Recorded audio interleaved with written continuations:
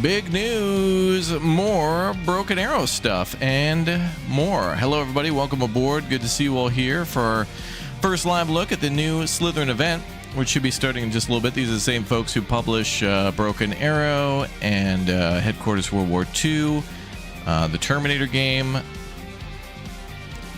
Dark Fate Alliance, I think it is, and then also Starship Troopers, Terran Command, and a lot of other great games as well. So welcome. Good to see you all here. They're going to be starting in just a few minutes, and we're going to watch the show. I have some things to give away, too, from Slitherine, so I'll see if I can find those as well during the event, and we'll see how it goes. They're also making a World War II game that's similar to Hearts of Iron called Battle Plan. I think that was revealed last year. Maybe during this event, but I can't remember. But anyway, good to see you all. Hope you're all enjoying. Oh, they got Blood Bowl in the upper right corner there. Damn. Oh, we might see some 40K stuff. All right. Well, anyway, they publish all sorts of things, including Warhammer games and Stargate. And who knows? I don't know. But I like watching this every year because they do come out with some good stuff. And Broken Arrow is a game I still want to see succeed. So maybe we'll get some more stuff about it. But it's been a while since we watched an event. Back in, early June, there was all those many different events. And I was busy traveling at the time. So Veil of Ashes looks amazing. Yeah, I don't know if they're going to publish that one. But that's what I've been keeping an eye on for a while. It's like a World War I, almost World War II type game. Oh, Great Battles Medieval mobile game. Oh, that's right. Yeah, they have some medieval games too. What's cool is that they're making games that are like the old school. We're talking like Windows 98 up to the like early 2000s.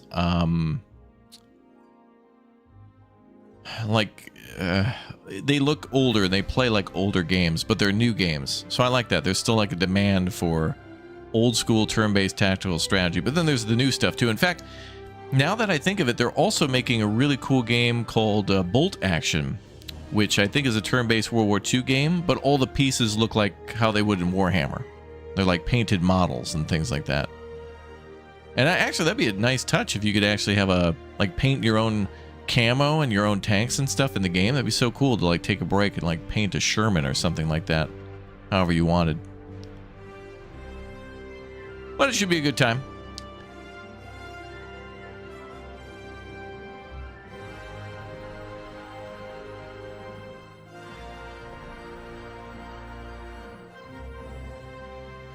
Bum, bum, bum. All right, we're down to about a minute and a half. I'm excited. You want to see them revisit Steel Panthers? I don't know if they have that license or anything, but it certainly would be very cool.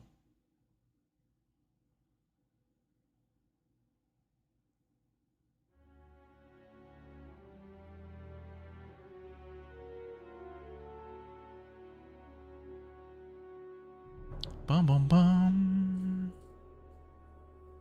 But you know, licenses and ownership and stuff changes hands all the time, so. Derail Valley's great.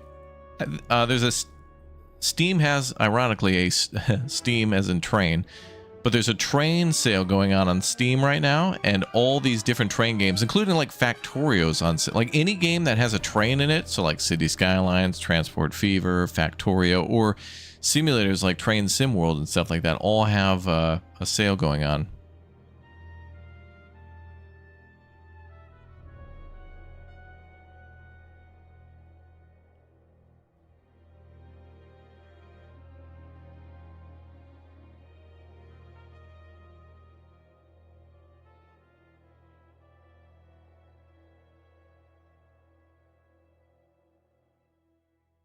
Okay. Well, we got about 10 seconds to go. Looks like they're getting ready.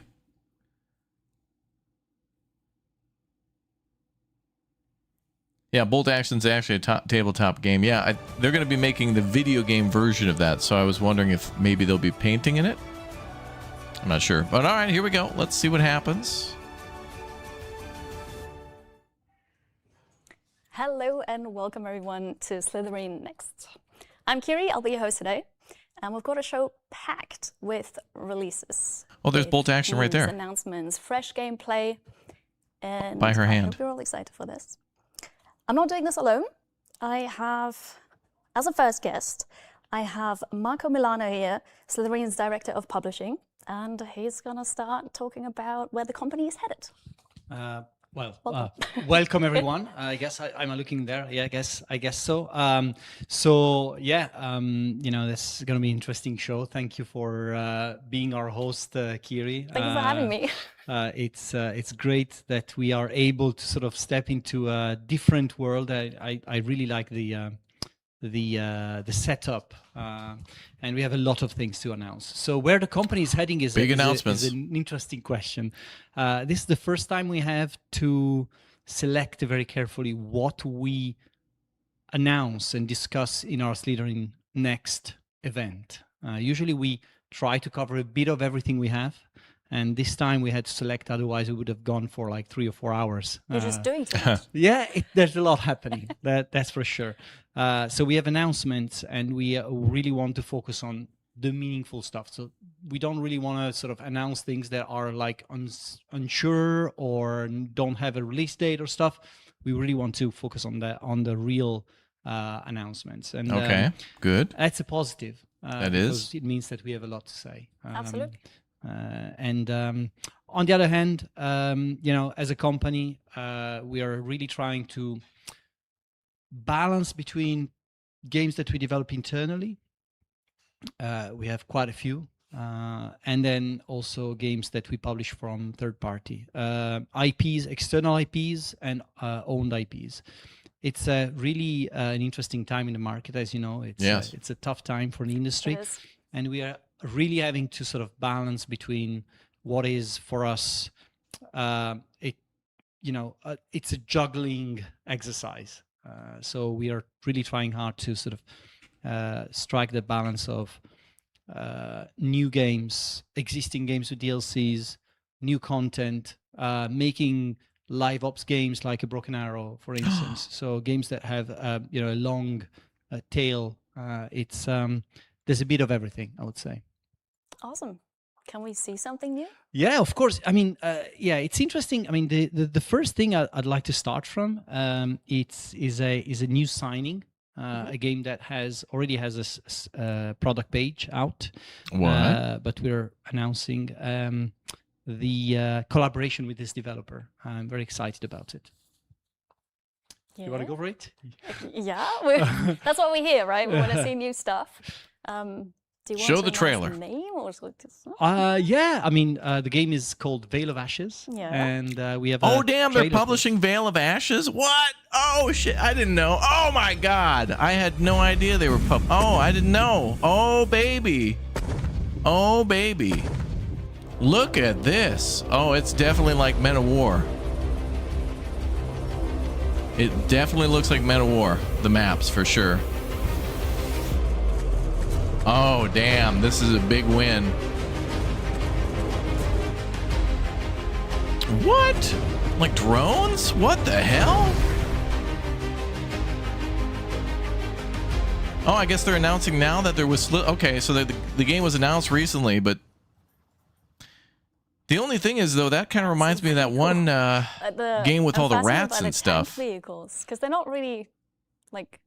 I'm going to say normal. Are those humans or rats? Because it's like that one game. The whole lore is really cool.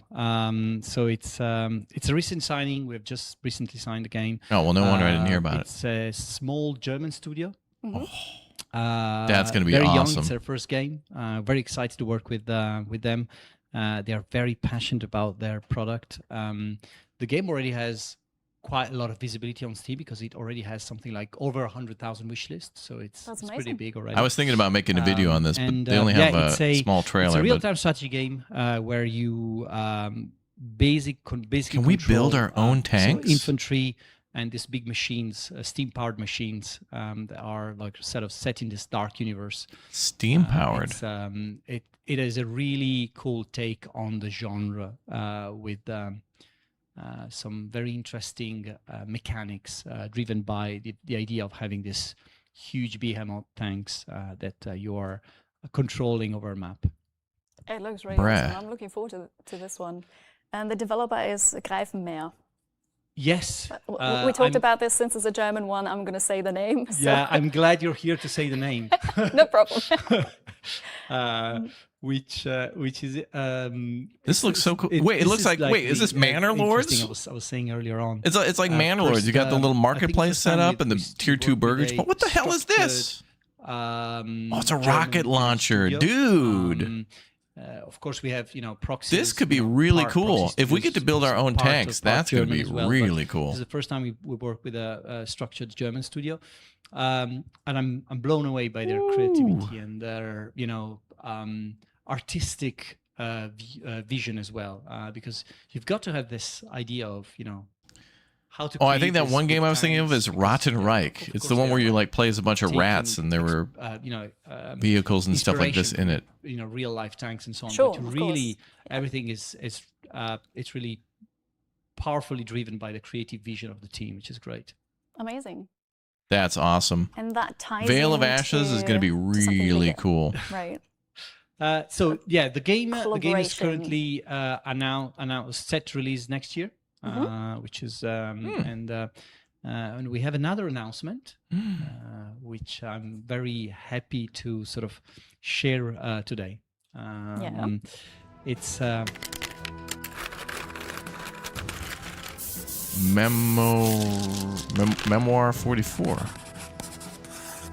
I've heard of this game before. Wait, isn't that a tabletop game? Big. It's over there on the left. Very big thing for us. Memoir 44. We are super excited about signing the IP. Today we're announcing that we are making a game about Memoir.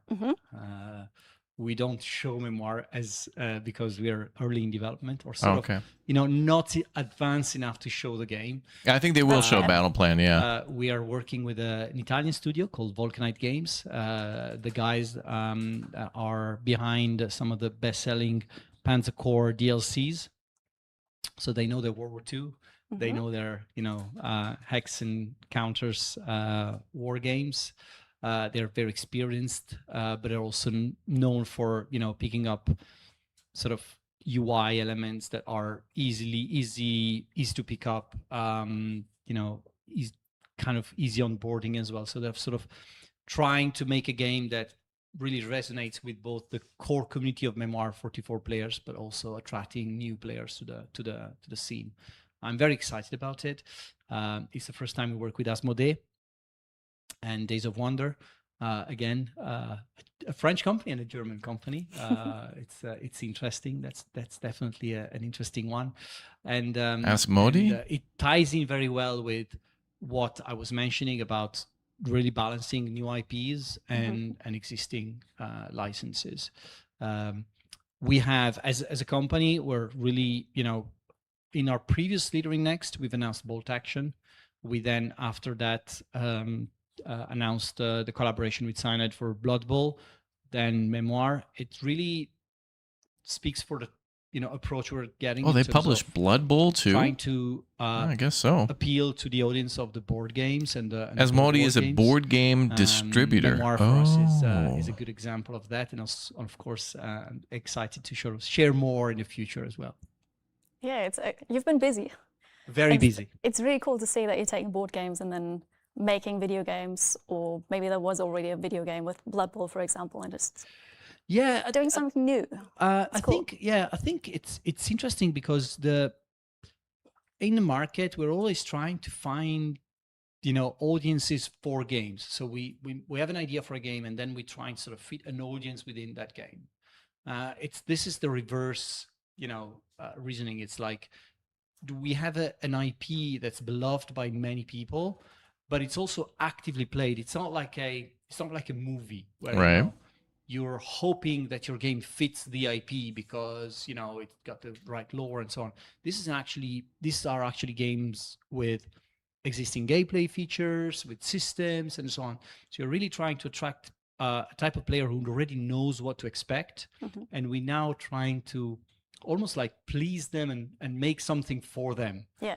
Which is an interesting and scary exercise as well. I bet. But does that make it easier when you're in? Do you know what they expect? Well, I think for Bolt Action is a good example. When we announced Bolt Action, we were inundated by feedback from existing Bolt Action players saying, "I want this, I want this, I want this," and ultimately we had to sort of almost go back to the design documents and say, right, how does that feedback fit in with what we're doing? And we changed a lot of things.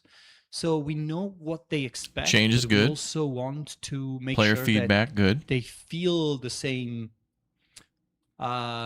excitement when they play the board game and when they play the digital version. Of course. Which is not really, you cannot achieve that by recreating the experience one-on-one. You have to create the feeling, which is not about just the gameplay. That's an interesting point, yeah. So it's going to be interesting. Memoir is interesting because there's a gameplay that's mixed between dice and cards, and so that there will be this element of how do we give that impression of you're holding up cards and you're moving things around. It's like very physical game. That's something that we're working on right now. Yeah, that is really cool. I've not played the game, so like for me this is very interesting then, because I would just be part of this starting with a video game. Yeah. And I guess that's also then a different audience. Like people who are new to the whole thing, they don't know anything about it. And yeah.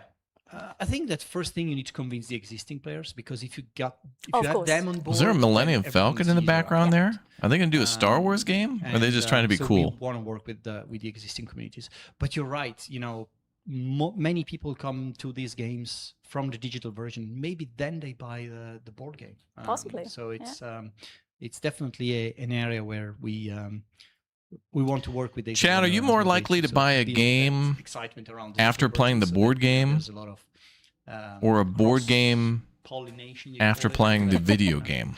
No, of course, that just makes sense. You have a potentially a really big audience. Which way does it go? Like the old board game audience, and then the new ones that see the video game and think, oh, that's a really cool strategy game, gonna try it. Yeah, and of course you've got strategy gamers that maybe have heard about it and never played it. So we'll see. Again, in 2027, we'll see how the game goes. But we're going to give a bit more insight on the gameplay around early fall. So depends on the game. A lot of more news coming for board after video. That will start the conversation with the community. Yeah. Oh, Stratego would be. There's got to be a million basic board games that were recreated in that tabletop simulator game. 2 announcements. And, there's got to be a million games you can play on that. The next big thing we have to talk about is Broken Arrow. Okay, Broken Arrow. Yeah. Broken Arrow. I mean. Yeah. Go on. Kind of have to talk about this. Yeah. Well, I mean, Broken Arrow is. It's on your face. You want to talk about this. Yeah. Well, Broken Arrow. Just to go straight to points. Broken Arrow is now a year old, just over a year old. Mm-hmm. The community of that started populating the Broken Arrow game over the months have been a very vocal. Furious part of our decision-making process in where the Broken Arrow games would. They've been very mad, very angry, and we have been sort of trying to, with the development team, Steel Balalaika, trying to sort of go in the direction we thought the game would need to go, but also trying to sort of get the community feedback and take into that direction. Sometimes we made it. Sometimes we didn't, and when we didn't, the community was very, very clear in saying, you guys got it wrong, and so we're happy to take a step back and then rework on it. So basically, what happened over the last few months, we've released this new branch of the game called PT. It was this public testing environment where we asked the core community players, what you like about these balance changes and gameplay changes and so on. We then went on for some time with the testing environment, trying to push these changes, and then we merged what we thought the changes were, the relevant changes were, into the main branch, and closed PT. That didn't go as planned, as many of the players were like, I think you missed a lot of the elements that were making PT fun, and you didn't put them in that version. So the team has now gone back, reworked on all these features, on gameplay features. They're currently running another test for the next patch, which will release on the 30th of July. 30th of July, a new Broken Arrow patch? A new gameplay patch on the 30th of July. Lego to the stream, and Jay. Also the spectator mode release. So put this on the schedule. July 30th, Broken Arrow. We'll play more of it. Right. So that's very soon. It is very soon. It is very soon. And so on the 30th of July, we'll have all these new elements deployed to the game, and hopefully that will take the game to the next level. Yeah. Which will allow us to release a DLC finally. The first paid for DLC. First paid DLC. Which is going to be called Russian Guard. So Russian Guard is a new specialization, of course, for the Russian faction. We have 35 new units, 2 maps. There are 2 co-op scenarios as well, and a new hangar. So it's a pretty meaty DLC, and that will release this summer. I won't give you a date because I'll couple 2-3 factions, couple 2-3 maps. I'm happy that we are able to give beefy. Could have been a free update. For the How's that going to work, by the way? Patch, which is great. Yeah. And, oh God, another Panseer? No. There will be news and announcements as you go along. So yeah, big time. Spetsnaz we don't have to announce Alpha. everything today, right? Yes. Thank you. Good point. Okay. And the other thing that is important about Broken Arrow that I want to TU95. We have that's known as the Bear, by the way. ESL Faceit to officially start the competitive era for the game. So we will have first official tournament going this summer. No, you have to deal with the cheating problem as first. As soon as the spectator that's still happening. Observer mode is released, we'll have the ability to sort of do Police. More with the official sort of esport element of the game. So with ESL Faceit, we've partnered to run the first tournament this summer.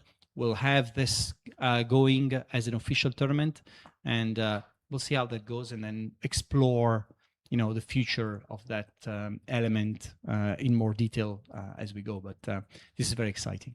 It is exciting, and that's a lot of news already for Broken Arrow. Yeah. So the patch, the DLC, the tournaments. Yeah. There's quite a lot. Patch good, DLC good, tournament. This is going to get meta to hell. Busy and it's going to be cringe and meta. And it's going to be very disappointing, I think, that tournament. I smile about it. Sometimes it makes me very angry, but I see there's a lot of speculation in the community about what is happening, and the team is this, and they're fighting, and they're not going along with it well, or the publisher and developer are fighting. I think the reality is that we have a very healthy business relationship with the Steel Balalaika. They are very, very good. They are a very, very good developer, and we are working on so many different things on the game. It's unbelievable, and I'm very excited about the future of the game. So it's the TU95 is known as the Bear. Right? Yes, yeah, that is great. I also want to say that public tests environment is a really good option to get player feedback and also appease the player. So everyone's like, we're working on this, we're taking your feedback. It is. But when you have such a large community of players, and I mean like thousands of people, the feedback is not always cohesive, and never goes in the same direction. So you really have to pick and choose what to work on, and maybe you work on something, and then there's a very vocal part of the community that doesn't like it, but doesn't mean it's wrong. It's like But yes, we have to listen. That is true. Yeah. I enjoyed the recent updates, but I want to see more updates. As much as the community is patient. And then more after that. Changes to these games is never easy. Of course, yeah. No, I think that's great. Also true. Good Making news. changes to Broken Arrow is very difficult. Thank you, Marco. Thank you. We'll see you later again with more news and exciting things. Let's switch games now. Veil of Ashes, Broken Arrow, both good. A brand new campaign for ICBM Escalation. Ooh.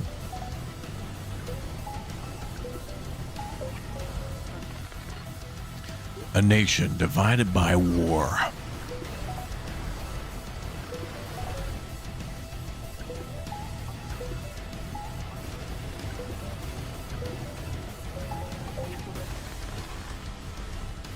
Rises as a global superpower. China?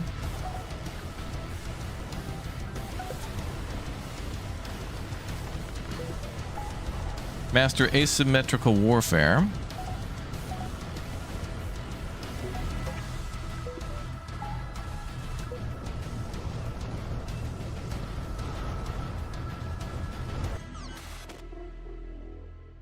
Assassin's Maze. What a weird, cool name. That was Assassin's Maze. The new ICBM Escalation DLC. It's coming in September. And you command China in the hypothetical aftermath of World War II to a global superpower across 11 missions. Next up, the machines are back. Terminator. We got Terminator. Dude, the music for Terminator is so good. It's just like playing a Command and Conquer game. Like every one of the Command and Conquer games would have it. It's got this every time. Unit ready. Unit lost. Our base is under attack.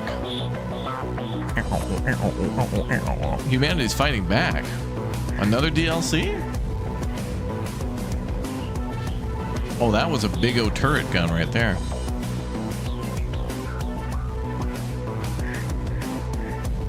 I love in these games, by the way, whenever they show American homes being shot at, it's literally plywood and like drywall. There's negative armor. Like I love that in like Call of Duty 2, the Paradropper mission. A major story expansion that continues the war beyond the original campaign. And it's like the houses would be on fire in one gunshot, pushes into the frozen and then collapse. Of Canada. Oh, Canada! New allies going up to Canada, bud.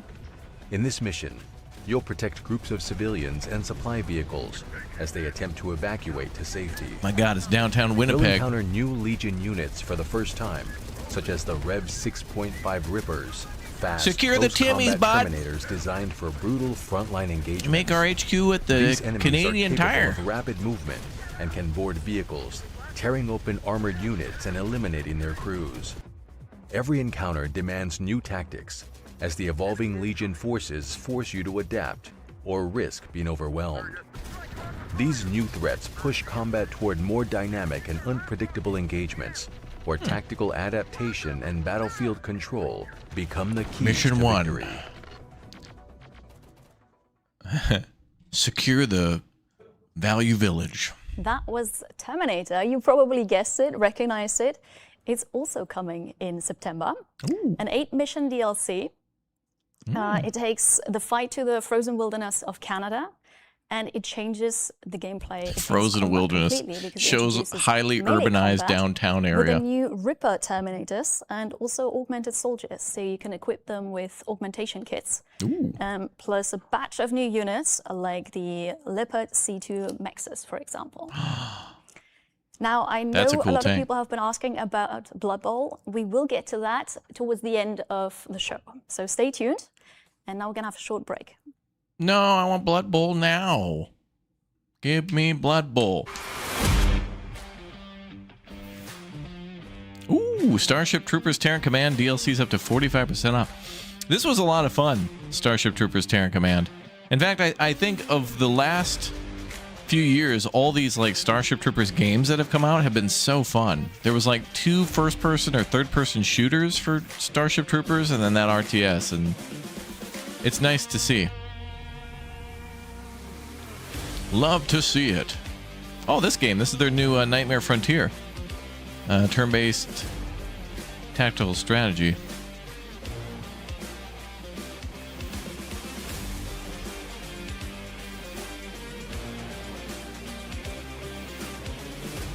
Blood Bowl Triple.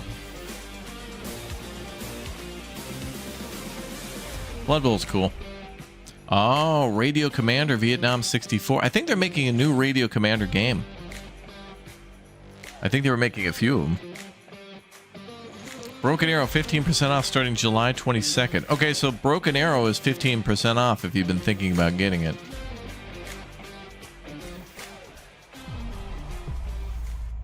I want to play more Broken Arrow, but, well, we'll wait till the 30th. You were asking about Nightmare Frontier. I've Yes. got something new. Joining me now is Mateusz, head of studio at Ice Code Games and the developer of Nightmare Frontier. Mateusz, welcome to the show. Thank you for being here. Hello, everybody. Nightmare Frontier, in case you don't know it, is one of a kind. You have a tactical extraction looter, turn-based combat. It launched today, actually, on the 22nd of July. Congratulations on the launch. Roll the cinematic trailer. In a city twisted by some cosmic horror, a shifting maze ruled by dread itself, a group of survivors overcome their fears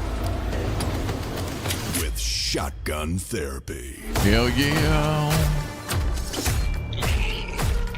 Lead scavengers into anomalous districts, blast monsters down to manageable pieces, and find out what the hell is going on here.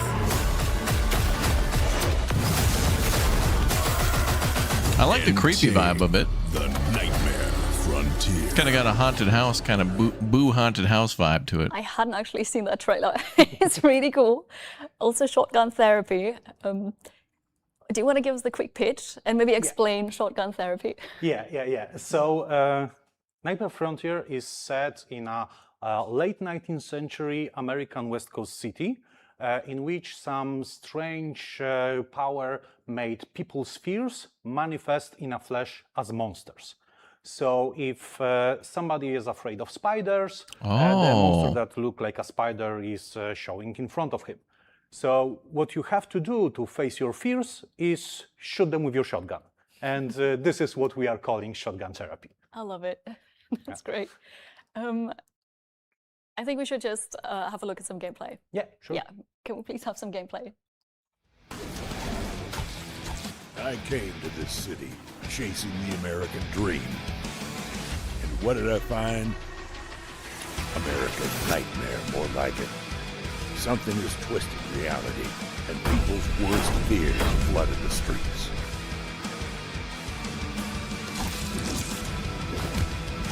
It's now a shifting maze ruled by the Dreadweavers. We're in it for the loot. New gear means new opportunities. Every step deeper, we're risking it all.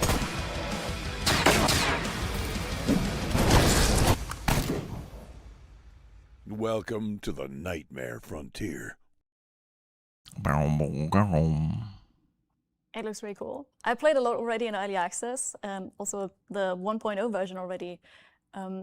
What I find so fascinating is combat. Like, you have such a small area, and you have these push mechanics, and you can push enemies into other enemies, and then they can take those are more always fun. damage, or you Those push are them into always fun. obstacles.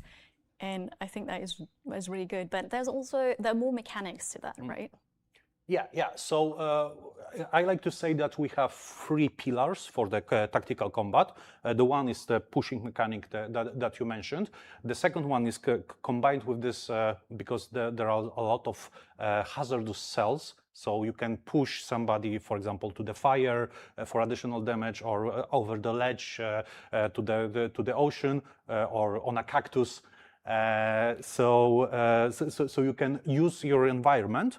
And the third one is the overcoming, the mechanic that allows you to replenish your action if you kill any monster. And this allows you to have another move and another and another. And those three things together are working really well, because you can first push some monster on an obstacle and on a better position for another guy that follow-up attack. Pushes, other monster to the position, and the third guy is coming in and finishing off them one by one, and killing a lot of enemies in one turn. And the thing that I like here is that the difference between losing and killing everybody in one turn is sometimes just having a good idea how to combine all of those movements. And the moment, the eureka moment that you have, like when you find it, like, aha, I should go here, here, here, and here, is a very satisfying element of the game. Exactly. It feels like a tactical puzzle in a way. Yeah, in a way, yes, definitely. Yeah. No, it's really cool. But it's called Nightmare Frontier. Yeah. So there's also the nightmare mechanic. Yeah. Yeah. So nightmare is this this main force of the game that creates those monsters that we are fighting, and from the mechanical point of view, you have this nightmare meter on the top of your screen, and this shows the current power of the nightmare. And while you go further in the game, it can rise, or it can rise, for example, if you lose somebody in the combat. And when the nightmare is higher, more advanced enemies will spawn, and all of the enemies will get more upgrades, and they will be stronger. So it is important to keep this level low, because if it rises too much, it starts to be very difficult. However, this only is viable for the early game, because later in the game you are actually learning how to use the nightmare for your advantage, and for some builds of your team, it is actually better to have. You watch a lot of this gameplay seems monotonous early. Yeah, I've noticed with a lot of these tactical strategy games, they're really difficult at the beginning because they don't give you a lot of characters or abilities, and they don't really get fun and show their true light until like 10 hours in, where you've got a bunch of people and abilities unlocked, and then it becomes more fun. I had to fight with only 2. Yeah. And then in the beginning, everything like one-shots you. And I figured out who to push where, and then so that was okay. But then the nightmare level was too high, and the second fight was just, all right, that's it now. Yeah. You know, this is this core aspect of this tactical looter, like this aspect. Tactical looter. The risk-reward mechanics, because we knew that we have the good tactical, and we wanted to frame it in something with a little more of excitement, because tactical is part where you are thinking how to approach the enemies, and by rising the stakes, by going further and further, you are adding this excitement part. Should I go further, or maybe just run away with what you have? Because you know, from the one point of view, if you are too cautious, you won't be getting good loot, but you have to stay alive to enjoy the loot that you collected. Exactly. I think that works really well. I'm a loot goblin, so I got to greedy. She's a loot goblin too. Oh my god! Yeah. So oh my god! As you fight, you pick up loot that could be salvage material, that can be weapons or equipment, and also monster. Yeah, the parts of materials. The parts of monsters. This is the key aspect of the upgrade system. That for more advanced upgrades of your equipment, you need parts of monsters. So while in the early game you fight with those monsters just to survive and find some items in the city, later in the mid game and the late game, you actually start to hunt them. Because you want the parts of the specific monster for the upgrades that you want. And I personally really like how this worked, because it's like kind of a metaphor of getting over your fears. Like you face them. Yeah, you actually face them, and at some point you are hunting them. Yeah. Exactly. And how that works. The game looks cool. I like the Western environment. I mean, that always looks good. They are afraid of certain things. It makes me miss Desperados, though. There are 16 fears. Yeah, 16 although it's a different game, but you know. Each one has a fear. That could be horses. That could be cactus. Yeah, Loot Goblin confirmed. There are lots of different ones, and that's how you can hunt them. Yeah, so you pick that scavenger that is afraid of horses, and then those enemies will spawn. Yeah, and actually, when you are getting more familiar with the game, it's actually very beneficial to combine the fears of your guys, so the enemies will counter each other. Like, for example, I can pick one guy that is afraid of fire, and if he will be in my team, the fires will spawn, and the two other guys can fear of the monsters that are flammable. Right. Yeah. Pro strats. Yeah. So Take notes. Yeah. So you can use the good proper combination of fears to your advantage. Very smart. Yeah. Cool. There's lots more to explore then. Shall we look at the roadmap? Like, now you've launched in 1.0. Yes. What's next? Yeah. So in upcoming months, we will definitely do some hot fixes and some quality of life updates, like it is normal after 1.0. But this is not all that we are thinking about. We are having plans for the DLC. DLC beta. First DLC is planned for. They got Halloween, a DLC on Halloween. Very themed. There we go. And also the consoles are planned for around this corner. And we also have the planned DLC 2. Little later, so right now I can say the winter, but I'm not sure when exactly this one will land. Exciting news. Yep. I have one more question. Yeah. What is your favorite fear? Oh, this is a nice one. So from the perspective of aesthetics, I really like the Slaughterbound, the fear of bulls, because the guy is like this giant bull that have a cleaver in one hand, and in another hand, instead of the shield, he has a table, and he really looks really cool. But from the mechanical perspective, I definitely would pick the creepy puppets, because their mechanic is really cool, because they are glass cannon, they are easy to kill, but they can, when it's their turn, they can jump to any point on map and deliver a lot of damage. However, if you kill them, they are dropping ropes, and you can use them to jump to any place on the map by yourself. So you can use it for your advantage. And if you play it right, you can combine it very well with your other attack, because you know positioning is key in this game, and if you have the additional additional ways to position yourself well, it is always good to use. They sound fun. Yeah. Thank you so much, Matthias, for answering questions, for being here, and good luck with the launch. Yeah, thank you, and hope you all will Seems like a have fun tactical strategy game. In the Nightmare Frontier. 25 on Steam? No. $25 this game? Strategy fans, this next one's for you. Let's take a look.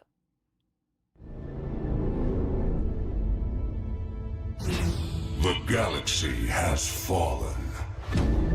Empires lie broken. Oh, this looks cool. The hive consumes the stars. In the age of shadows, only pirates thrive. From the darkness, a new power rises. Oh, Distant Worlds 2, Shadows Rising. All work in progress. Okay. Shadows Rising introduces a new starting point with the Age of Shadows, a turbulent era before the major empires have emerged. The galaxy is fragmented, with pirate activity dominating vast regions of space, underdeveloped independent systems struggling to survive, and external threats like the Hive active from the start. With this new experience, you can now play as the fully space-based pirates. You can choose to play as an established pirate faction, putting you in control of your own pirate base and fleet, or start as a lone pirate and survive in hostile space with just a single ship. Whichever path you choose, you'll select one of 4 pirate archetypes that shape your early strategy. Pirates offer a balanced approach. Smugglers specialize in resource trading and black market networks. Raiders focus on aggression and resource acquisition through force, while mercenaries profit by selling their military services. You will expand your influence across vulnerable worlds through contracts, trade, smuggling, raids, and other pirate activity, all to establish hidden pirate bases that act as footholds and sources of income. You're getting Sins of a Solar Empire Later, vibes? Upgrade these bases to fortresses, and finally, the criminal network to lay the foundations of your own planetary empire. Alternatively, build the legendary Anarchopolis to stay in space and reach the status of a legendary pirate.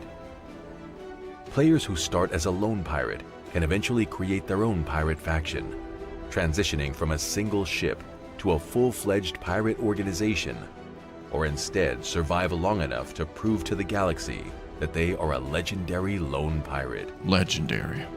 The wider galaxy offers contracts from empires, independent colonies, and shadow ports, ranging from espionage and deliveries to sabotage and targeted destruction.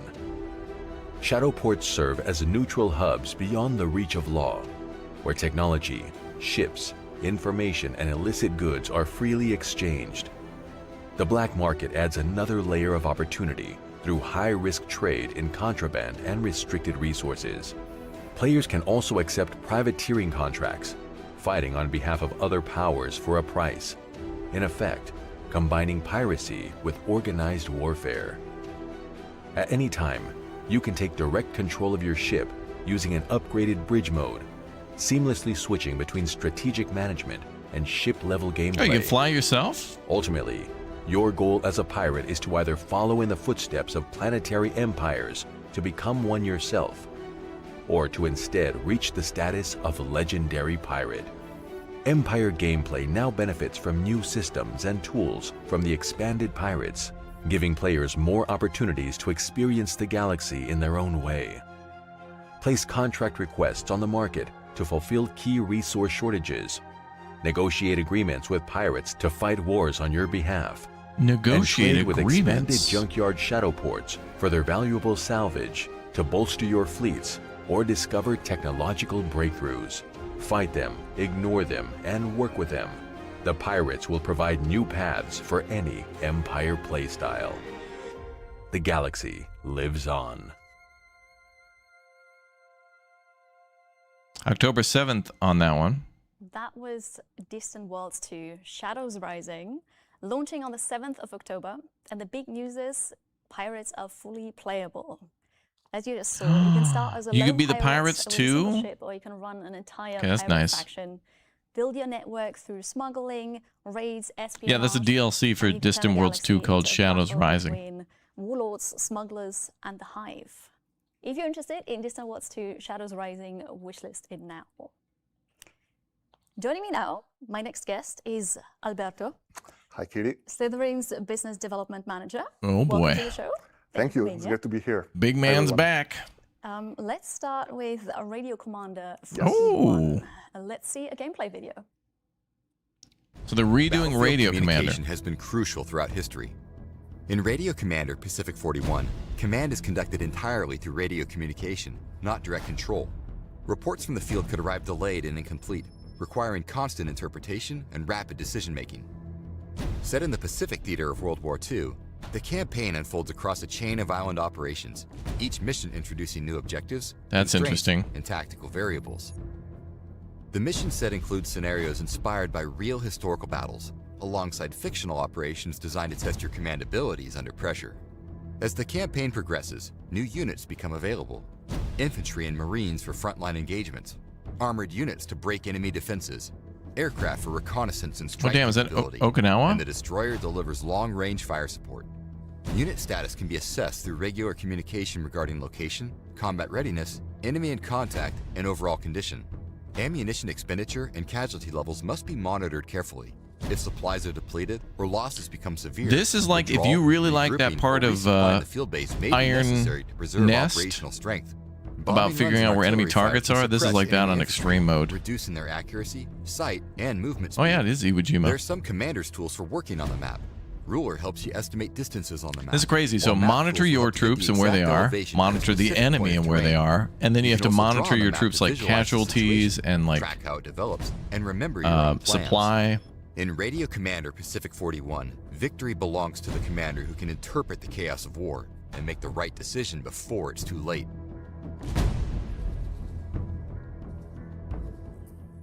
That'll be cool and very difficult. Looks really good. What can you tell us about Radio Commander Pacific 41? Thank you. Well, the original Radio Commander was called Radio Commander Vietnam 64. It came out in 2019. And it's been a few years since, another team has been working behind the scenes on a spin-off. In this case, we're talking of Radio Commander Pacific 41. It's, of course, set in the Pacific Theater from the American side. Compared to Vietnam 64, we can say it's a lot more ambitious. The scale is bigger, the campaign is longer, and the combat mechanics are more in-depth. Basically, looks like all the combat is all the original elements like Marines and land-based, though. I don't know if there's much fully diegetic UI, naval combat, but there might be like radioing to a battleship that you need support. Commands, sending orders to the units under your command, and receiving reports from them. Sometimes, there's a bit of delay between your orders them being executed or receiving reports from your men. And of course, you need to update the map yourself. There's no information that is handed easily to you. You have to be a bit of a juggler, so to speak. It's both a strategy game and it's a very busy game. A time management game in the sense that you need to be able to juggle a lot of elements at the same time, and you need to be able to coordinate your efforts in a very realistic manner. And I think that no other game really scratches that itch, so to speak. I've not seen anything like it. I didn't play Vietnam, but I'm very intrigued by you don't really see a battle happening, but you get all these bits of information and then you have to make the map yourself, really, where, exactly. That is cool. everything is. Exactly. Yeah. You have to keep track of the information presented to you. And sometimes that information can be presented in a very frantic way, because you have to imagine that you are in the shoes of a commander in the, behind the lines in a comfortable tent, or in the case of Vietnam, in the case of Pacific, most likely you're on a warship or a carrier, so you're well away from actual combat. But the units reporting to you are in combat, so sometimes they might give you frantic reports. You might have to take decisions on the spot. So, for instance, if a unit reports that they are under enemy fire, you might decide to order them to fall back, or you might decide to tell them to stay their ground and sacrifice them, because them falling back would lead to a worse result in the big scheme of things. So it's a very unique game because it really represents also the kind of ethical choices that a commander has to take in that kind of situation.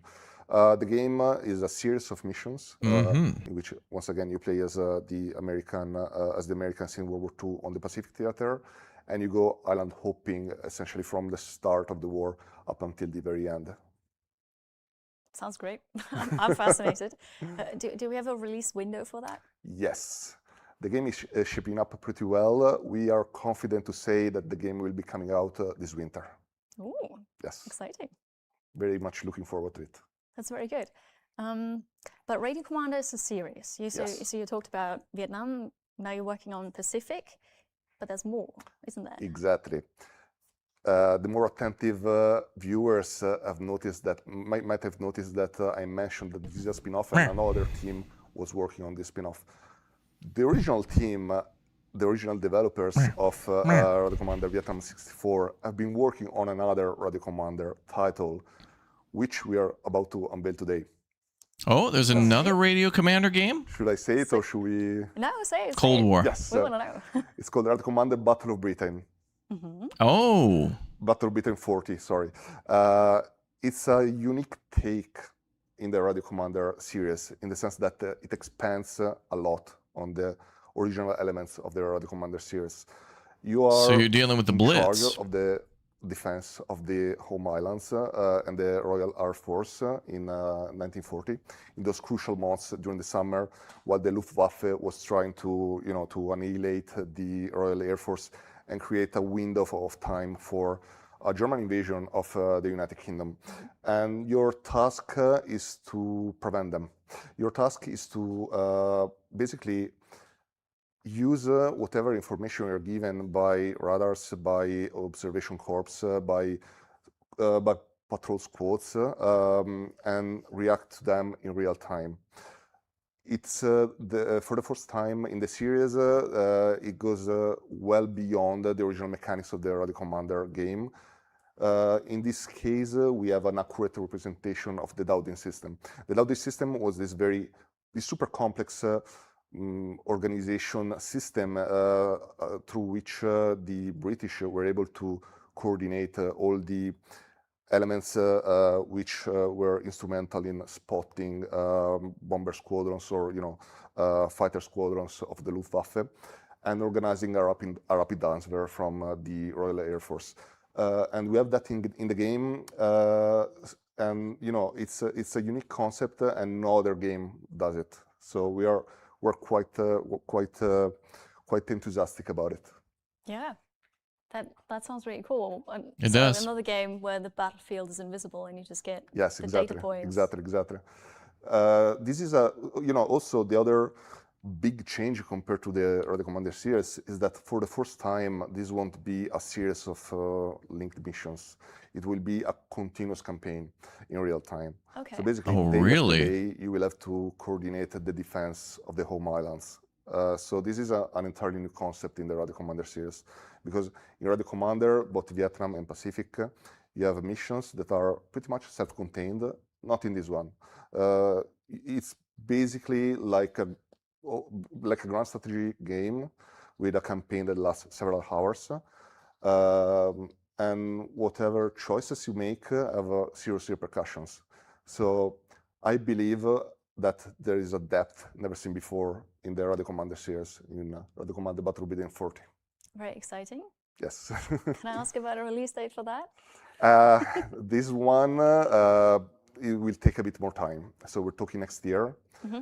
But we'll likely open a beta soon. So beta? Because you can apply to the beta. Exciting. Yes. Lots of news about Radio Commander, the series. Now for something completely new, let's watch some gameplay. Of this game? Air superiority is built on information, timing, and control of a complex network. In Radio Commander Battle of Britain 40, control of RAF Fighter Command falls into the hands of the player at the height of the Luftwaffe offensive. At the core of operations lies the Dowding system, Britain's revolutionary integrated air defence network. Radar stations detect incoming raids. Ground observers confirm visual contact. Inside the filter room, fragmented reports are processed into a coherent picture of the battlefield. But that picture is never complete. The map reflects perceived enemy positions, not their true location. Spitfire and Hurricane squadrons can be directed in real time. Interceptors are scrambled, responses to raids coordinated, this seems really cool. And engagements timed with precision. Operations extend beyond aircraft management alone. Squadrons can remain airborne only as long as fuel reserves allow. Repairing windows must be considered before damaged planes return to combat. Pilot fatigue and morale also play a critical role, as an exhausted squadron can become just as vulnerable as one heavily outnumbered. The Dowding system itself can also be expanded and refined. Plotters and tellers may be recruited, procedures upgraded, directives adjusted, and the network enlarged to meet the growing threat. The infrastructure developed determines the quality of available intelligence, and that intelligence determines the available options. Luftwaffe tactics evolve dynamically according to battlefield conditions, available resources, and changing weather patterns, forcing constant strategic reassessment. After 100 days of continuous operations, from July to October 1940, the campaign unfolds as a dynamic and systemic conflict where every decision shapes the outcome. Pilots, aircraft, morale and anti-air defences must all be preserved and managed carefully throughout the long campaign as history evolves. That'll actually be very cool. I mean, usually the Battle of Britain's not covered unless it's like maybe a flight sim. Very cool. Do you want to talk about the gameplay? Sure. What did we see? Sure. So on that level, that's cool. The most, the players who are most familiar with the Radio Commander series will have spotted some differences already. First off, as I was saying, it's a continuous campaign. It's not a series of missions linked together anymore. The whole map plays very differently compared to a Radio Commander series, to other Radio Commander games in the series.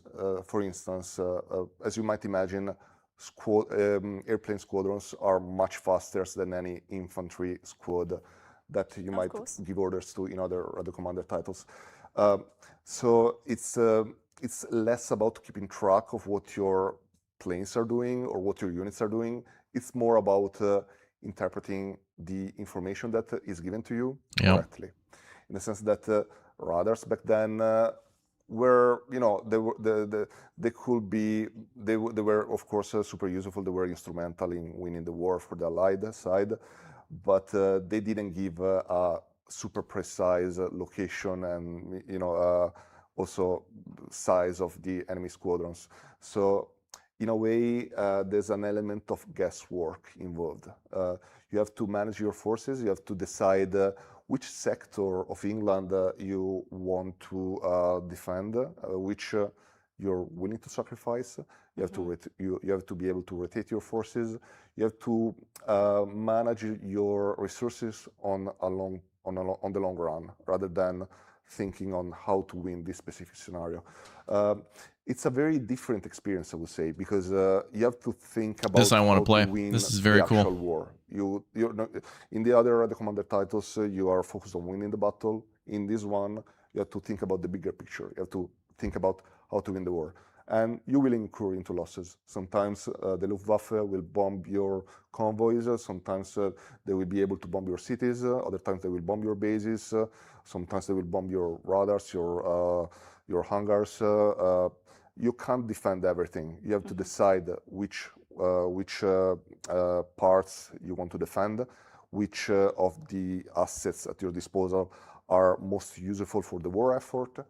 And all in all, it's, as I said, it's an unparalleled depth, never seen before in the Radio Commander series.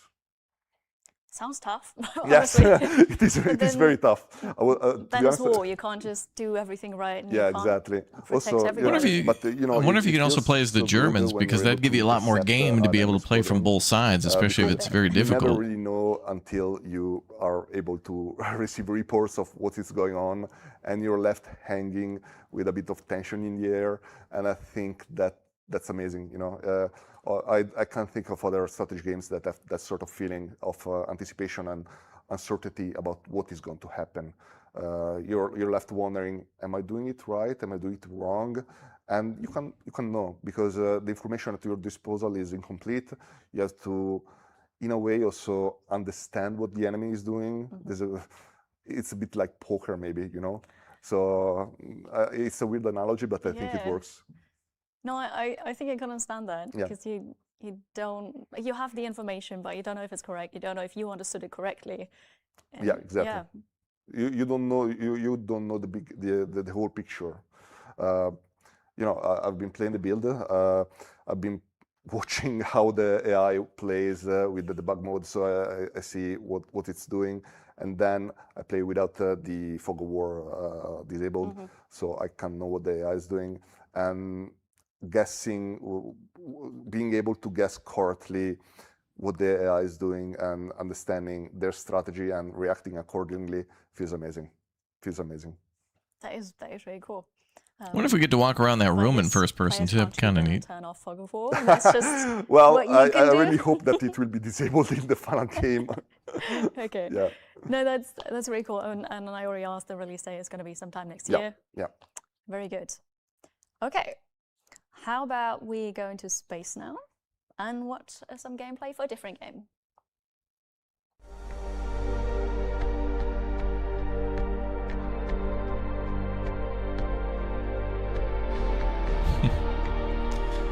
Ooh, I think I've seen this game before. Is this a space station building game?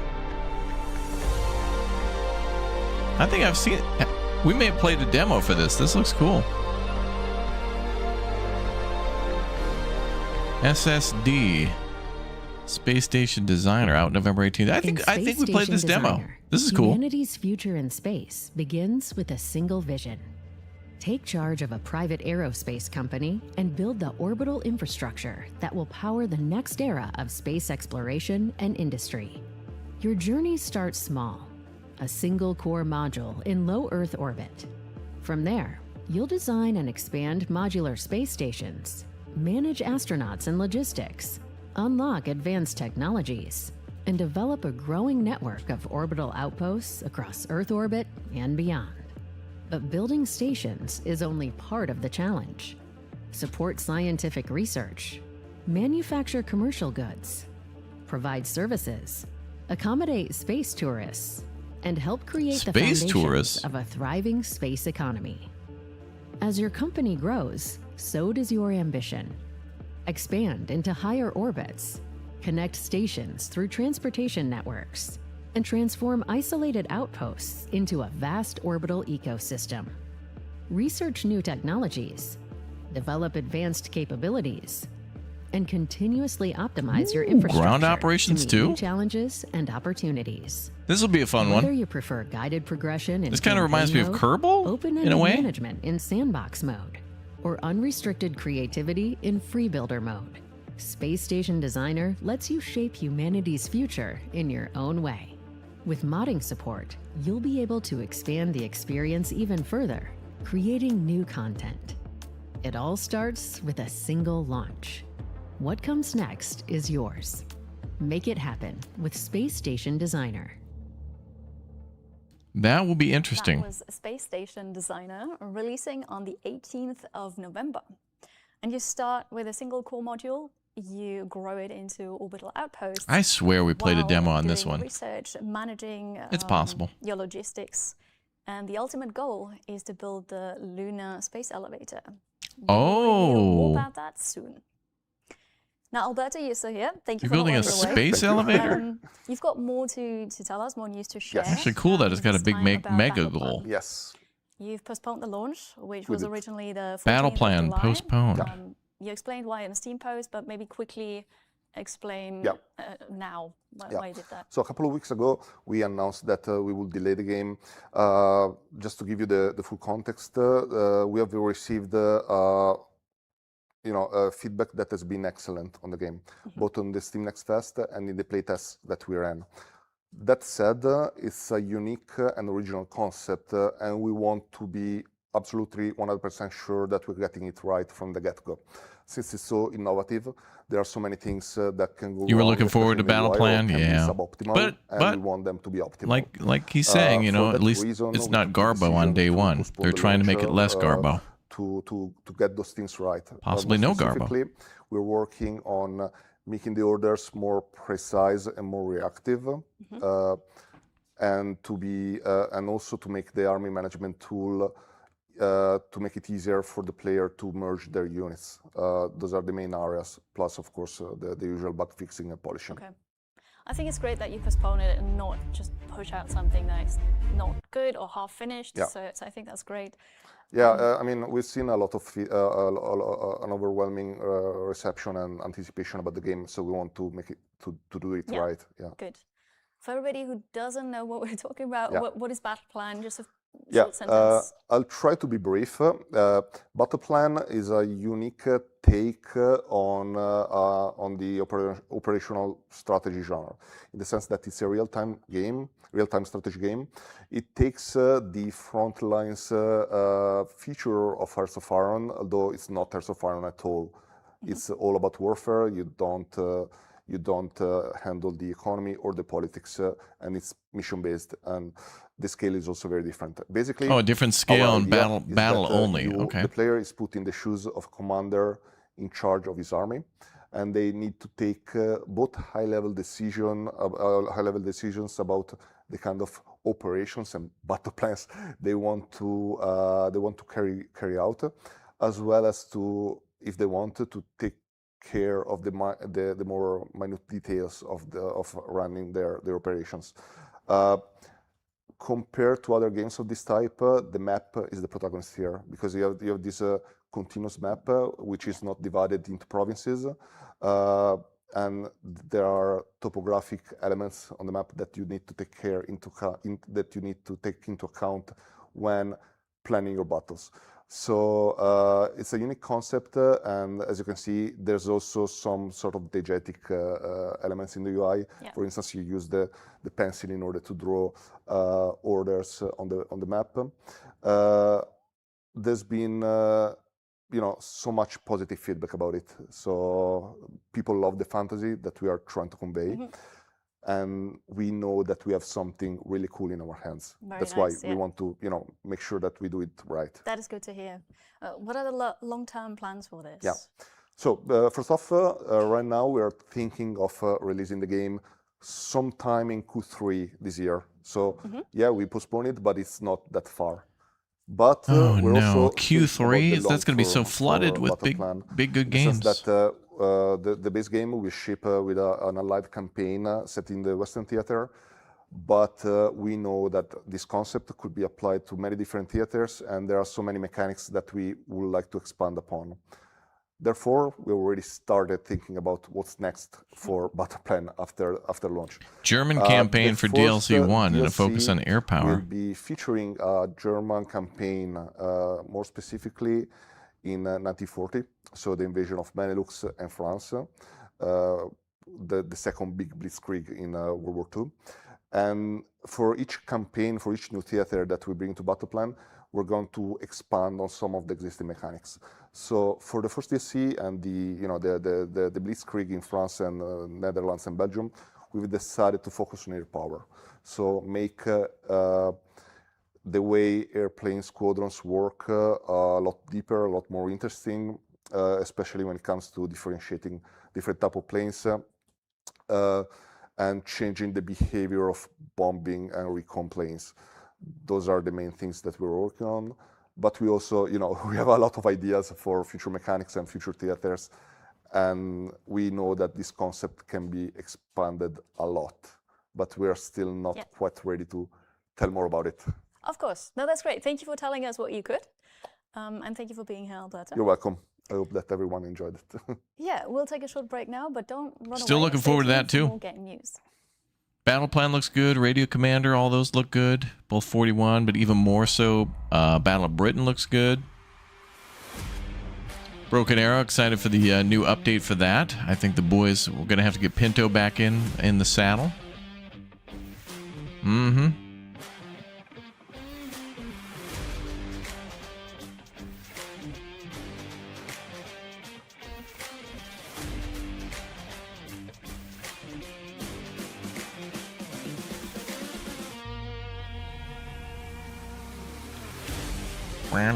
Oh yeah, and the new game that's out, Nightmare Frontier. Wow, it's 25% off for that game? Damn. That's a nice launch discount. 25% off on launch day? Damn. Blood Bowl.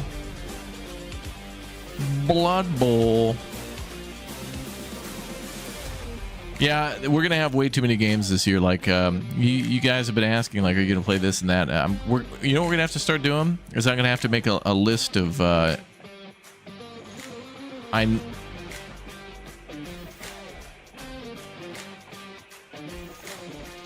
list of just no can do's, where it's like, it looks good, I want to play it, but there's no way I have time for it. So I'm gonna give chat some homework to. Oh, here we go, Bolt Action. This game's cool. At the heart of Bolt Action lies the mechanic that made the tabletop game stand out from traditional turn-based systems, the order dice. Adapted for the digital battlefield, order dice replace the traditional I go, you go turn structure with dynamic activations that unfold throughout the match, creating a battlefield that feels unpredictable, reactive, and constantly evolving. One unit at a time, one decision at a time. Every order die changes the battle. Infantry squads, weapon teams, vehicles, and officers all compete for your attention. Knowing which unit to commit and when to commit it can be just as important as where you move it. You need a plan, but you also need It's also to reminding me a bit of Headquarters World War II, though. I Whether mean, you know the 6 orders from the tabletop game, or you're discovering bolt action for the first time. a lot of these games one kind of thing always quickly becomes clear. Victory is not just about eliminating every enemy unit. look and play the same, For but example, they're good a games, fire so order allows you a want to play unit more. to focus entirely on delivering accurate firepower. It is ideal for holding a key position, suppressing a threat, or finishing off a vulnerable target. Ambush is about patience. Instead of acting immediately, a unit prepares to react. Hold your nerve. Wait for the enemy to move. Then strike at exactly the right moment. Indirect fire introduces another layer of tactical decision-making. Artillery can reach enemies hiding behind cover, applying pressure where direct weapons cannot. Effective use of support weapons can disrupt defensive positions and force opponents to rethink their plans. Positioning remains critical. Direct attacks can win ground, but a well-executed flank can expose vulnerable targets, bypass strong defenses, and create the opportunity your opponent nice did flank. not see coming. For long-term bolt-action commanders, this brings the tactical tension of the tabletop game to the digital battlefield. For new players, it offers a fresh approach to turn-based World War II strategy. All right, cool. We're seeing British, Join the too. community I was only for seeing future America's stuff there for a minute. Development updates, and more BARs, gameplay reveals. I think. Wishlist bolt action today. Look at bolt action. In this sneak peek, you saw the dynamic activation system, tactical orders, indirect fire, flanking maneuvers, and also the strategic decision-making that impacts every single battle. Now, I've got one more gameplay for you before the big finish. Let's roll it. Big finish. Elite All-American is a DLC expansion for Panzer Corps II that places you in command of the legendary 82nd Airborne Division, the famed All-American Division.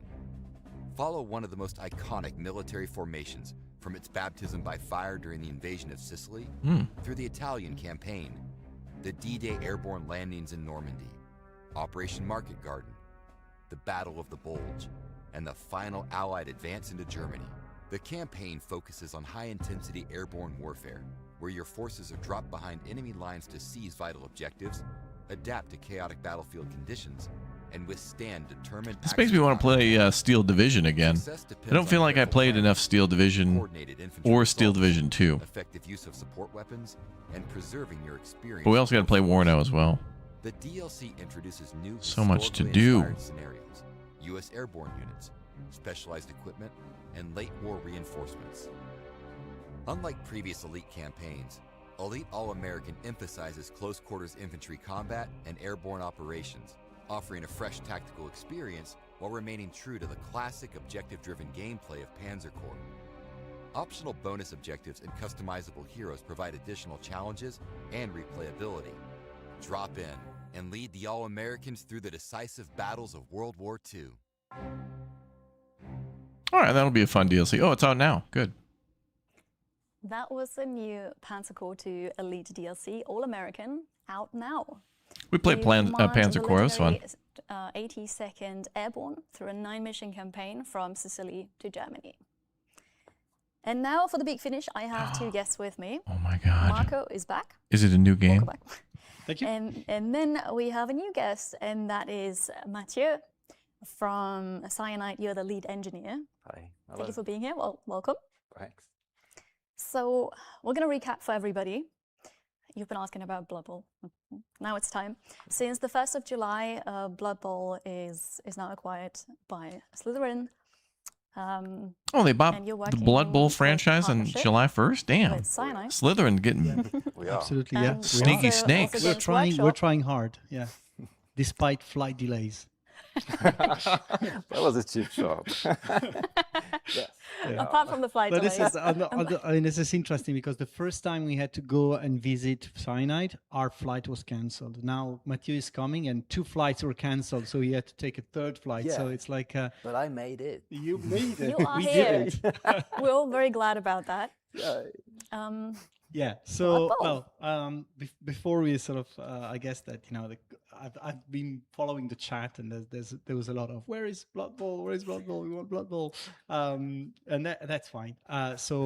Where we are, I mean, first of all, we just started. Show me the trailer. I want a game out tomorrow. Take time. But for now, we have some key things that we want to reassure the community with. What does the guy on the left have on his shirt? What does that say? Already, and the plan that was what does it say? Things will be okay. That's the key part. Oh, it shows a meteorite heading towards Earth, and I think there's dinosaurs. Where do you want to start? We want to start from where we are now and how we lead to Warhammer Blood Bowl. Yeah, let's do that. So basically, first thing, first. Dude, another Warhammer game, dude. Blood Bowl's been around for a while, but it's great. And the release of Warhammer Blood Bowl. So the new season, season 12, is coming soon. It's coming next month. Yeah. Next month. Yeah. Give us a bit of details about that. Yeah, it's gonna be like a new season with a new battle pass containing mostly exclusive items. And then we're also gonna make available a big bunch of items which were behind the Nuffle Deals special rotation beforehand. So we're gonna release a lot of cosmetics in the Battle Pass and in the store. And that means that you have there's going to be like hundreds of these, right, available? Oh yeah, from the Nuffle Deals, yeah, in the store. It's gonna be a good time to go back and have a look because it's going to be massive. That's great. And the second big thing we have between now and the release of Warhammer Blood Bowl is the release of the demo. Yeah. Right. So just after the summer, we don't know a date yet because we have to go through all the testing processes and so on. What will the demo contain? The demo will be a sneak peek of a new streamlined mode of Blood Bowl that we call Rumble. Okay. Rumble it's mode. Going to be a shorter, snappier, zanier game with a shorter period, 2 times 6 turns, 7 versus 7 on a smaller pitch. So, yeah, we're going to embrace the madness. In the demo, you're going to have playable demo coming this fall. You could play with predefined teams for the 5 factions. We need a new NFL Blitz. New rules. There were certainly a lot of good little sports spin-off games that weren't like the Major League big mega, whole season. As we say. Yeah. So yeah, you are gonna have the competition for the, competitive persons. Yeah. And then you're gonna have all the friendly games options. Like you could play versus the AI, hot seat with your lad, couch playing, right? And you're gonna have online games too. So this is gonna be like a nugget showing the new rules. Right. In a very streamlined and approachable way. That's really cool. And then, this leads us into Warhammer Blood Bowl, which is going to release before the end of the year. Awesome. That's the only precise. That's how much precise we can be right now. That's a commitment already, right? It is a commitment, yes. And I mean, it's July now, at endish of July, so it's not going to take that much longer. Yeah. We'll get it. Coming soon. Indeed. Soon TM. So Warhammer Blood Bowl, can I call that a reboot? Yeah. Is that how does it tie in with Blood Bowl 3? That would be fair, because I'm gonna go through the key points of Warhammer Blood Bowl. This is gonna be the new rules for the 26 factions that would have been released at the time. So that's a big bit. And then there's gonna be things that are new because they were missing, and things that are new because they've been so deeply redone that it's completely different. Talking of onboarding, massive work on that. If you never played Blood Bowl, this is now a great time to start because work went into it. Then there's also tremendous amount of work on all the UI of the game. Blood Bowl is a very demanding game UI-wise. It's a game of 2 parts with managing your team and playing a game.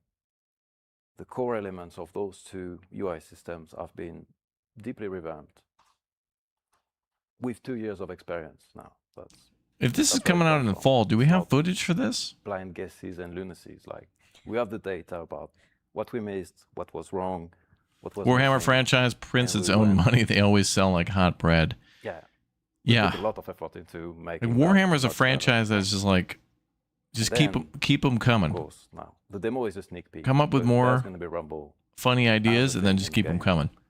and that's also Give us gonna be a things that are massive like feature. AAA, and then give us things that As are an like onboarding fun little feature, experiments. but also as a new thing, right? It has a different rhythm than classical football. Rhythm is a 11. dancer. And yeah, we're fairly confident it's going to bring a new audience because it worked with some of our friends. Just saying. Well, one thing I want to sort of cover, you know, on Warhammer Blood Bowl specifically is how important single player is going to be as well, because you know, we come with a, you know, with a community of very active and vocal community of, you know, multiplayer players, but there's a big element in there about, you know, new people coming in just for the single player experience. That's right, and it's been one of the biggest myths of the launch of Blood Bowl, not having anything proper for solo gaming. We tried to catch up with the Eternal League a bit later, but with Warhammer Blood Bowl, like solo, God, there's so much things. Like the AI is currently receiving a tremendous amount of work, and it's gonna be fun. Like, that's a bold statement to make, but I make it. There's gonna be more options to make the competitions you want, because we found out about solo, looking at the 2 years of data we have, that a lot of competitions are only AIs and one guy playing. And we're giving many options for those players to make the competition they want to play. Yeah, this segment needs a little bit more gameplay, yeah. The team, the AI will play. They're going to be able... They got to be showing some footage here. Which, by the way, will evolve in a much of the Rumble mode, you know? Because we have 2 years of data about how does a lineman evolve. We're going to leverage that to make the AI progression more realistic and then provide a better experience when you play like a deep round-robin game, deep round-robin competitions with plenty of AIs. So that's going to be an improvement too. And many of the zany tweaks we introduced with the Eternal League and some of the latest community events with the Ascension mode, with the no turnover gameplay tweak, with the frogs, extravaganzas, they're all going to be available. If you want to play a competition where you play against frogs, it's going to be doable. And that one, like, it's maybe not the one that's going to be the most popular, but, you know, any tweaks that were in Blood Bowl 3 only available in Eternal League or community events, Japka? Frogs? is going to make it to any competition you want to set up or friendly game. And because the setup is just becoming more and more deep, because we're providing more options, we just added some quality of life features, like you build your perfect competition, and when it's over, then you have a button to restart it. And then it just creates a new competition with all the same setup, all the same teams, and you can play it again. And from the glaring things we missed, the save feature is going to happen. It should always have been here. They didn't have a save feature? This puts them miles ahead of Broken Arrow if they're putting one of those in. You're playing a game, real life happens, you have a button, you play, save and quit, you go deal with your life, and when you come back, seemingly, well, seamlessly, you're back in the game, and you can end it. That's it's Only already a lot. It's already a lot. Only a few points, guys. I could go on. It's already a lot. I want to just sort of share a bit about the model, the business model and everything, because that's also a big important part where we have to sort of confront with very vocal aspects of how things should be done. I think the game will contain 14 factions, right? Yep. The Warhammer Blood Bowl will have 14 factions, including the Tomb Kings and Bretonnians are in the base game, in the Warhammer paper game. So commercials or business model. So for me, the mantra is, if we cannot explain it in 10 words, we don't do it. So all of the complications, all of the complications of how does it work? How do I get this? How do I get that? We're trying to get, as simple as possible. Streamlining stuff. Yeah. Yes, but some of it will require a little bit of compromise, of course, because there are things that, of course, we want to take care of. So first of all, in the transition, all the players who own Blood Bowl 3 and own for free. Yeah. And that's one important element. All factions, all cosmetics. If you own it, you've got it. Exactly. Good. The second thing is that Blood Pass will be Blood free. Pass. So we're not going to charge anymore for the Blood Pass. We still have seasons. We still have this element of, periodic. If you play a lot, you get a lot and all that kind of stuff, but it's not going to be behind a paywall or anything, which I hope people will like. Hey, we'll see. I mean, the other element is that all DLCs, all factions will become DLCs. So we will not make factions available within the game as in-app purchases. They will sit in the stores with their own product pages, and we'll make all the bundles, all the nice promotions to make sure that we don't. Factions currently available for purchase with else, because that's the Warp Stone will become DLCs. Warp Stones every faction is worth, but that's an element. So very important. We're going to publish this on all the product pages as well and so on. But if you own Warp Stones, if you have a lot of Warp Stones sitting somewhere, just use them between now and the release of Warhammer Blood Bowl, because after that, you'll only be able to use the Warp Stones for the cosmetics. And that's very important. We'll keep screaming about it, because we don't want a situation where basically people are players are gonna say, right, I didn't see it or whatever. So we're gonna make it very clear. Well, that's gonna happen no matter what. Until the release of Warhammer Blood Bowl to spend your Warp Stones for factions. What else? Yeah. By the way, there's some cracking packs of factions available at the moment. Yeah. Just saying. No, absolutely. If you already own it, go and spend them all. That's absolutely worth saying.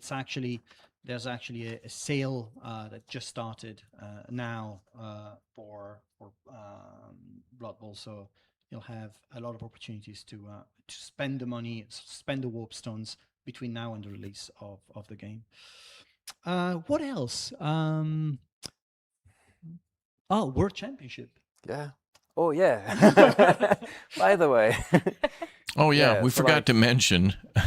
This World Championship that's sort of confirmed going to December, February, because the plan for the World Championship is it's going to happen somewhere in the beginning of 2027, like between December 26 and February or March 2027. It's going to be played on Warhammer Blood Bowl. Yeah. Yay! With the new rules. Again, if you need anybody, I didn't need out. But yeah, so it's happening. Yes, and same structure. I would say that we keep the team, right? Because the team running the championship has been confirmed. We are, so trying to move forward as if, everything stays as it is. It's a transition. It is a transition. We are. To me, what I see is that Warhammer Blood Bowl is the Blood Bowl for the ages. So we really want to build the Blood Bowl that will be, the Blood Bowl that stays forever. And I think that this is a vision that we share with you. I mean, we've discussed it with a lot of times, and we want this to be the one that goes on foreres. Yeah, and we're trying to leverage this transition to make the game how good as it should be. But some bits were good, like the last world events were cracking events, and we're gonna keep them running, right? So I've been talking a lot about improvements and adding stuff, but there's also good things to keep. Like the community has been fantastic. Yeah, I say that deal with it. And then what the team organizing the World Championship has been doing was... Game will be out by the time they finish, yeah. It's a little winded here. I think there's a lot of good information here, but we need bullet point trailers. And I have to say that Blood Bowl community, so far, from what we've seen, in the last few weeks and months, monitoring and understanding and so on, I have to say that, they've been... I can receive very good vibes about, receiving feedback in a positive way. So I'm very happy about that. Excited as well.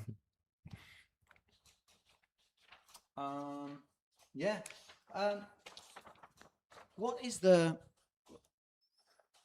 in looking at the future of Warhammer Blood Bowl, what are the things that you look forward the most? Oh God. So many things, genuinely so many things, because with it's a unique chance we're given to get a fresh start and to do things how they should be. And now we can say that with 2 years of things we learned. So like being on par, catching up with the tabletop is something I personally really am eager to be there. And we're preparing for it. Like, we're going to keep having seasons, but at the moment there's a bunch of things that overlap in the term season. There's the competitive season that overlaps with the battle pass, which overlaps with the faction. Eventually we're going to be on par with the tabletop releases, so we won't have any factions, but the competitive scene will keep living. We're going to have qualifiers for the world and such. Wait, tabletop? Does he mean that this will... This is going to be a game that's also those things get like an actual board game? It's something I'm thinking about. Yeah. That keeps me awake at night. And then what's going to Rumble become? I'm super curious about that. I could go on and on. Like, it's so much. Okay, new franchise published by Slitherine. We're very excited. We're very hyped. We're hyped about the excited. We're excited about the hype. We attract we got it. And how the onboarding of new players and it'll be coming out also is happening, because a demo in fall. I think the opportunity is to grow to a or something. I don't know. Bigger community. Hype and excitement, though. Excited and hype. But there's a lot of hype. There's a lot of hype and excitement behind this. There's a lot of hype. It's a lot of hype and excitement behind this. Thank you, Dirty. Wherever you are. Well. So, looking forward to that. There's a lot of hype. And looking forward. There's a lot of hype with you guys. All the same. And so, it's all very exciting. There's a lot of hype. Is it? That was the news about Blood Bowl, yeah. Right? It is very exciting. Thank you, Mathieu and Marco. There's a lot of hype. Thank you. There's a lot of hype and excitement behind this. And that's all I've got for you. This is it now for today's Slitherine Next. Thank you all for joining us. A huge thank you to the guests as well. You're welcome. And wishlist the games that you're excited about. Follow for more, and we'll see you at the next one, which is going to be on December 3rd. Oh, December. Take care. July and December they do this. All right, a lot of stuff here that is actually, despite the jokes, hype and exciting. Okay, so we got the Broken Arrow update at the end of the month, so there'll be an update to the game that's going to drop on the 30th. Bolt Action looked fun. I want to play that. They released their new game, which was called Nightmare Frontier. That's out today, and then they confirmed 2 Radio Commander games, which both look good. The Pacific one in 41, but the Battle of Britain in 40 looked good too. So there actually some good stuff there. And then a bunch of sales on stuff that they're already making. And then there was that DLC for Terminator, which looked good too. So I feel like, honestly, for all the stuff that they publish, I'm interested in checking out about 90% of it, either for updates, DLCs, or new releases. So we'll see. But I will say the stage was good, but we just need more fast trailers. I feel like if you were to see a memorable trailer, that's going to stick with you more than just being in an investor meeting. It's nice to see people talking and whatnot, but if you get 5 minutes to talk about something, it's basically got to be 3.5 minutes of video, and then you can do about 90 seconds of talking about it, right? For every like 3.5 minutes that you put for a trailer, 90 seconds of information talking. I know it sounds too short, but that's the way you got to go, especially when you got to cover a lot of stuff. And they're publishing more stuff. They're buying more stuff to publish. So or buying the rights to, or however it works. I mean, I think they may. Do they develop? I feel like they developed a game too. I feel like they are a developer, but mostly publisher. But good stuff. All right, so that's the Slitherine Next event. We'll see everybody in December for more, but I will see you right now as we're going to go cool off in a little bit more of that wonderful game by the name of Aqua Park Tycoon. So thank you very much, everybody, for watching. We will definitely be checking out the Broken Arrow stuff. Yeah. All right. I'll show you all that in just a moment. Thank you very much, everybody, for watching. Thanks to Slitherine for sending us that. Oh, also, wait a minute, chat. Wait a minute. I got some stuff. Okay, for those of you who stuck around, let me see if I got some free stuff to give away. Let me check. They did send over some stuff, and I want to be able to drop it. What do we got? I'll drop a couple now, and then we'll see what we got. They sent a bunch of keys, but I don't know to what. Oh, damn. They sent a bunch of keys for Starship Troopers and Terminator, although I'm not sure which ones are which. So, okay. Here's what I'm going to do. I'm going to make sure, one, that I don't show my screen, because that would be bad to show them all at once. All right. Here's what I'm going to do. Let me go ahead and hide my screen. I'm going to do a 2 codes each to chat, both chats. So in the Twitch chat, I'm going to send you guys 2 codes. And YouTube chat, I'm going to send you 2 codes as well. So I'm actually not sure what these are, but they did say that they sent me codes, and it just says codes for giveaway, and then they're separated in 2 columns. One says that it's for Starship Troopers, and the other one says Terminator. So I guess the first key for the YouTube chat will be, and I'm going to leave the last letter or number off, so that way bots don't take it or whatever. But let's do this. Okay. So, oh, you already own both? All right. If you own both, you know, good for you, because they're fun games. But I'm going to drop 1 for what I suspect is Starship Troopers in the YouTube chat. And I'm going to drop 1 for what I suspect is Terminator in the YouTube chat. So the first one's probably Starship Troopers. Last letter or number is missing, just to try to give everybody a chance. Then I'm going to do the same with Twitch. Twitch, I'm going to drop 1 for you. That's going to be a key for probably Starship Troopers on top there. And then the next one is probably Terminator. And I have a few more to give away, and we'll just do that at the Broken Arrow thing. Remember to remind me, because I will probably forget. But we'll do 4 key giveaways right now for everybody, and then we'll do more later when we play more Broken Arrow, because I think that'll be exciting. All right, thank you very much, everybody, for claiming those keys and watching. Okay, we're going to jump over to Aqua Park Tycoon. We'll play probably more of that with Margarita, then we'll take a break, and then Funnel Runners tonight. Should be a good time. So thank you very much, everybody, for watching, and I'll see you in just a moment. Thanks, everybody.